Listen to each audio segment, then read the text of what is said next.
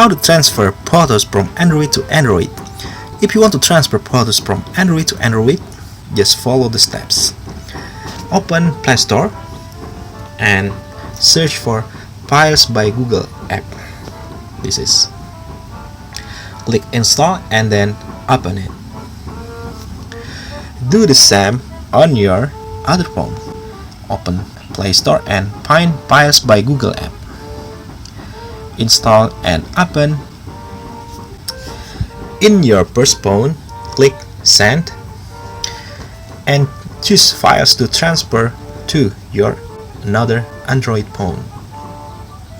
Click Continue. On your other phone, click on Receive.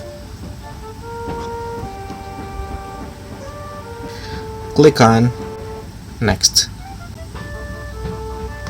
In your first phone, click on this,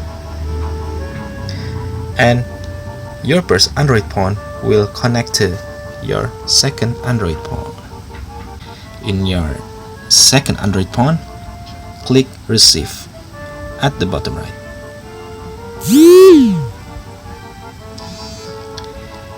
And yeah, your photos sent from your first Android phone to your second Android phone.